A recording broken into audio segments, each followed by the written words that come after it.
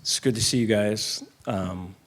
It's a happy locker room. I'm proud of the guys and coaches too. I think, the week at halftime, I think is probably the best way to kind of speak into this, because I think everybody wants to do well and everybody wants to contribute and be seen, be recognized for kind of their efforts, and so appreciate that. But I think halftime, I felt like there some nervous energy with coaches, and then with some of the players, there's like I commented, man, I'm hearing like some F-bombs in the locker room, and generally that's not us. I don't know, not that that's this or that, but I don't know. I felt like the second quarter was that too. I think you could feel some of that, and just the nervousness and just all of it, and guys, you're in a battle, and we're trying to get it right, and it ain't going right, and all that. And so some of the talks at halftime was that. So I go over there and say, hey, dude, we need to drop all. Yeah, I think so much of it, what we're fighting is maybe just expectations.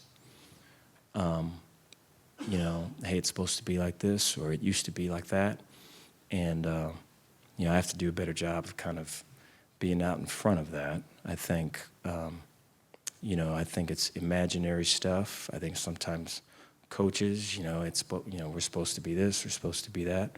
I was just talking to a fellow earlier where it's like, there's a freshman right there, and we should be, all fired up that, he knows the call, and that no one had to tell him what to do this time. And so I just think, from kind of where we think and kind of where it's at, I think it's all good. But I think what we want to be able to do is not get in the way of kind of that journey to be what we can become. And so with just whatever it is, ego or just, some personal, personal expectation, that ain't really what it is. And so we're working as best we can to see people and meet them where they're at and not get in the way of it. And so I think there's a lot of that in this game. And so, some gritty, ugly stuff that I think you have to go through for it to get to the beautiful, clean, polished, shiny stuff. And I think, in the process of doing that, again, how we handle it as coaches is so important. To do it as a teacher and as a, as kind of like a guide, really, would be great to do. And give guys the ability and courage to still show up, right? Even amongst failure and amongst disappointment. And so we'll see. I think with the game, I'm thankful for the four quarters. I thought there was energy all throughout. I thought there was some good edge by the offense, and some violence from the start of the play to the end of the whistle, and those were things that maybe hadn't been there the previous two games. So thankful for that. And then I think execution-wise, we were able to execute after mistakes, and I think that's a big those are all the things that are kind of unseen a lot of times, or unappreciated, that are just kind of part of it, but it just takes so much to go through it, because if you're the dude, man, you're humiliated and you're embarrassed and there's all this other stuff, and you kind of have to, the trust level's got to be high for someone to kind of show up after a mistake and still give it their all. And so I thought we were better in that front. But any questions you guys got? Yeah, Dave, breakthrough performance by Richard Reese. Have you been seeing that kind of potential from him? Yes, yeah. So since fall camp, he's been given that. I think, the wide zone is such that O-line wise, you're running off the ball, and running back wise, you're on a track, and so that track to where that tight end will be or is and all that, you're on that track, and then you've got a one read, and as you're on that track, at a certain point, you got to make a cut and go. And it's like when you do, and you have to be real, confident and forceful kind of with that cut. And there is an element of kind of you're running into this, because you wish it to be clear, and sometimes it's not clear, and it looks like this, and you have to kind of, put your shoulders down and go through it. And so, it takes a little bit of moxie and all of it to do that, and he does that really well, and was able to kind of pop a few big ones too, which helps with confidence and everything. And so excited for him and his, he's always one where after the run he gets the ball, gives it to the official, and runs back and all of it. And so you love to see just the purity and all of it, and excited to see what can become with him. Dave, the expectations for your offensive and defensive lines were so high coming into the season. Through 3 games, what have you seen from each unit? I think the defensive lines, there's been, we're battling through some, we're missing some guys, and so we missed another guy today. And so I think there has been, today was probably the most we struggled with the run, but there were some throw downs that they ran it. And so there's a good job by them of, Texas State, of having numbers and going against the numbers and stuff. Took us a little bit to make adjustments to all of it, which we eventually did. But I feel really good about defensive front and their ability to run, stop, and then I thought today was better pass rush-wise too. And so I think that was a huge emphasis for them. And so I think, Apu is a great example. I think Apu, we've had 3 games. Apu's been a captain twice. And Apu from where, I think his story, and I'm hesitant to speak on it because it's not through yet, but I think, just his maturity, I would call it a growing maturity, and his leadership is just way appreciated. And I think, last week at BYU, I mean, I think we were talking maybe this before, is, in the huddles, he would be, saying all the things that I would say. And when you kind of say weird stuff, you recognize your words with somebody else. And so I'm seeing it in Apu, and it's like, dude, come on, man. And he's saying, but I mean, what he's trying to do, I think, he was seeing guys with big eyes and stuff, and he was trying to get to them. And I should have seen it prior to him, and I didn't. And so that's just the care factor and just the giving of himself, way cool to see. And so I think that growth and what they've been doing, I think is good. I think offensive line-wise, there's been a lack of edge. I think so edge would be, the violence and the force that you unload on people, and all between, the start of the play and the echo of that whistle. And I think that I take a lot of responsibility for that. I have not talked that as much as I should.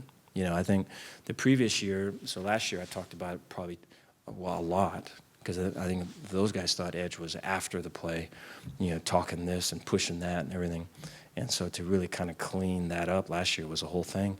And I don't know, my mistake for not speaking it enough. And we've spoke on it quite a bit this past week. And I think we've showed signs of that today. And not that we're there by any means, but we found the interstate, so we can kind of open it up now. Dave, there were some different dudes on the field today. I was having to check the roster several times just to see who that was that made the play. How much of maybe that contributed to a little of that nervous energy that you talked about? Yeah, I think that's our team. I think that's it. And it's crazy just how like everything is a thing, and it's to where there's no real detail or no real experience that's really too small. And because I think those experiences will frame opinions, and those experiences will frame mindsets. And so if the mindset ain't right off that experience, then we just have ourselves another problem, because now they're going to go into a thing thinking this or thinking that, and it's like clearly that's not it. And so there's just a whole lot of work, And I think with young people, but you love the energy, and you love the optimism, and you love the want to. And so, I think, that, but, I think the challenge for coaches is to really have compassion for themselves, the coaches, right? And it's just like, hey, we've got young dudes, right? They're going to give everything they got. Let's create the opportunity, the best environment for them to do that. But if it ain't, right, it's going to be all right. We can fix it. I think all the tightness with the coaches, for sure, makes its way to the freshmen, and there's a bigger impact on them than maybe a senior. And so, yeah, it's been quite a bit. But I think we'll continue to have young guys play, and they did great today. Dave, I guess, was there something y'all had seen that you thought that bootleg would work, and how big was that late drive there just to kind of flip the momentum back?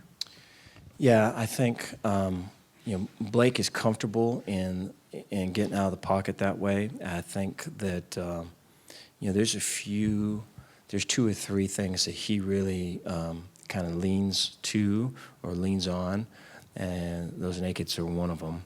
And I think tight end wise, we do a great job with securing edges. There's times there's way wide 9 techniques, and so we're running a bootleg, but I think Texas State knows that we're running one too. And the tight end, I know Kelsey, one of our freshmen, for example, hooks the guy and hands are inside, plays it the right way, and we're able to get around it. And so, I think that right there is just part of like our identity is in this, right? They know it and we know it and we still execute. We need to get more things like that, kind of, and it's usually ugly before it turns pretty. And so we're in that process. But I think bootlegs will continue to be a thing. I think to be able to get Blake out of the pocket as well, some of that interior pressure that I think we felt last week, bootlegs are a good antidote to that. It was big. I think, we've talked a lot about complementary football, and so playing as a team, and I think it's one of those things you spend so much time in the off season really working to get to know people and have people open up and make themselves available, and coaches look at old old mannerisms or old prejudice and just all of that. So you go through all of it, and then, but I think the whole thing with all of that is so that you can play together as a team. And then, when you come off the field or when you're done with Baylor football, that you can see how that applies for your life. And it's just, we have not really played complementary football until today. And so, if one side doesn't do well, right, special teams bails them out. The other side steps up and maybe gets a 3 and out, and now or a takeaway, and then the energy that's created from that, there's a momentum. Now the offense come back and ride that momentum, right? And then you kind of get it. You turn it from going one way to the other way. And I think there was multiple times it happened in this game. Last year was one of the things that became an automatic for us, and we're working hard to get on the right side of that for this year. That's Dave. On the flip side of that, for the second straight week, you guys give up a touchdown there right before halftime. Is there something that you've noticed from the defense in those final possessions before the half or before the end of the game that kind of stood out to you? Yeah, I think pressure. I think anxiety. I think those would be the things. I think that I think some of it is going through it. I think the other piece is kind of us as coaches is how we respond to it, because we're either kind of, putting water on the fire or putting gas on the fire. And then I think the other piece with that is just creating more of those situations in practice, and so that they feel that pressure and are able to play green. I think playing green, playing fast, playing authentically, putting themselves out there and not holding back. I think for the majority of this game, I felt the defense did that with some of the big stops they had. But you're correct. I think in that particular instance, we were playing yellow or playing to not to lose as opposed to win. Dave, it looked like you guys were without several players today. Tay was one of them, Monterey, but Ben Sims, Cole Maxwell. Do you have an update on any of the guys who didn't play today? we're hopeful for, let's see, Tay, Monterey, and Ben, that we'll have them this past next week. We're hoping to try to get them for this one, and we did not. So there's head injuries, and we're hoping that all that's resolved, kind of coming back. Cole, I think, is going to be a little bit longer. I'm not sure exactly how long. Hopeful it's not extended. And we had a couple other guys today too. I think, the ability for young guys to come in and really not miss a beat. We played a bunch of guys on defense, and it was way good to see. And then I think for Kyron to come in at quarterback and be able to get some drives and run some nakeds as well, and kind of take control of it was really good. And so I think for right now, a lot of that we're looking at that as a plus. I think there is some good cohesion in terms of an identity and what we're looking for, or at least, like I say, we're on the interstate for a lot of it.